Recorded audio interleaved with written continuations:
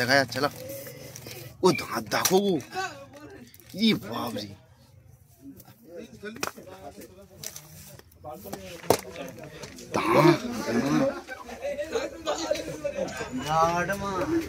দাঁত বুঝে বাবরে।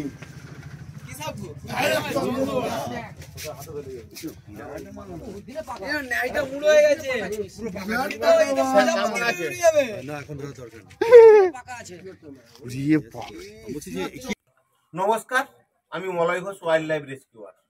সাপ মারতেই মানুষের ভয় আছে, ভয় কাটাতে আমরা চলে আসি মানুষের বাড়িতে দিবা বারাত্রি। মানুষ যখন আমাদের ফরেস্ট ডিপার্টমেন্টে ফোন করে, সেরকমই একটি ঘটনা ঘটলো ঘাটাল থানার জলসরা গ্রামে। এই গ্রামে একটি ভুসিমাল দোকান আছে, সেই দোকানেই এই গভীর রাত, এখন রাত্রি প্রায় 12টা, এই 12টার সময় বেরিয়ে গেছে একটি বিশাল আকার চন্দ্রবেড়া। উনি আমাদের অনুরোধ করে ফোন করেছেন। এই গভীর রাত্রেও আমরা ছুটে এসেছি মানুষের বিপদে, মানুষকে বাঁচাতে। আমরা যার ফোনে এসেছি তার কাছ থেকে শুনে নেবো যে কি ঘটনা ঘটেছিল। বলুন দাদা। নমস্কার, আমি সুজিত মোদী। আমাদের দোকানে একটা রেসিপাইটার চন্দ্রবড়া বেরিয়েছিল। দেখার সাথে সাথে আমি মলেদাকে ফোন করি। মলেদা এসে সঙ্গে সঙ্গে সাপটি রেস্কিউ করে নেয়। তোমার নাম? সুজিত মোদী, থানা ঘাটাল জলসরা গ্রাম। আমরা ফোন পাওয়া মাত্র এই গভীর রাত্রেও ছুটে এসেছি সাপটি উদ্ধার করতে, যাতে মানুষ কোনো রকম ক্ষতি না করতে পারে সাপ। আমরা মানুষকে বাঁচাতে সব গভীর রাতেও ছুটে আসি। সেরকম এই ঘটনাতেও আমরা ছুটে এলাম। এসে দেখলাম যে কিছু তৈজসপত্রের মাল, সেই মালের মধ্যে লুকিয়েছিল একটি ভয়ঙ্কর চন্দ্রবেড়া। আমরা ওইটিকে উদ্ধার করলাম, ডিবিবন্দি করলাম এবং ওইটিকে আমরা নিয়ে আসি।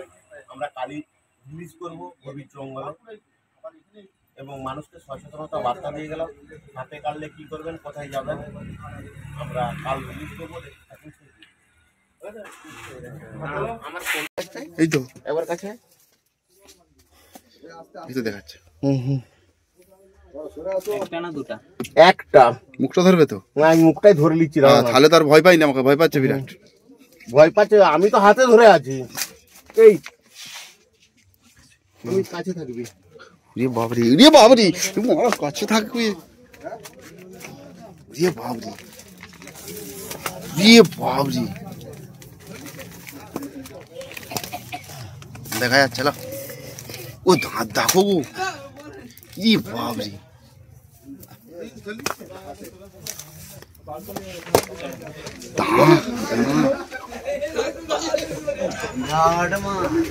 দাঁত বুঝে বাবরে।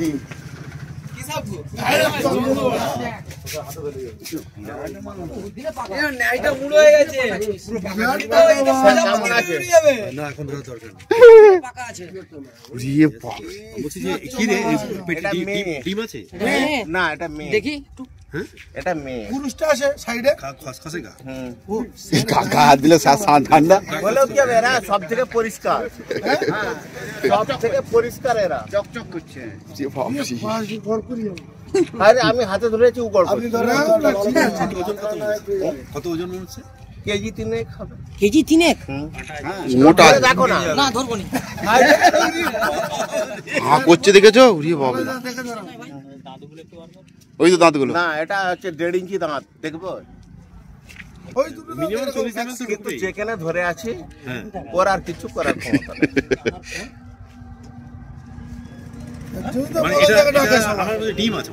না, এরা হচ্ছে, এদের দুবার মিটিং, একবার বর্ষায় একবার শীতে।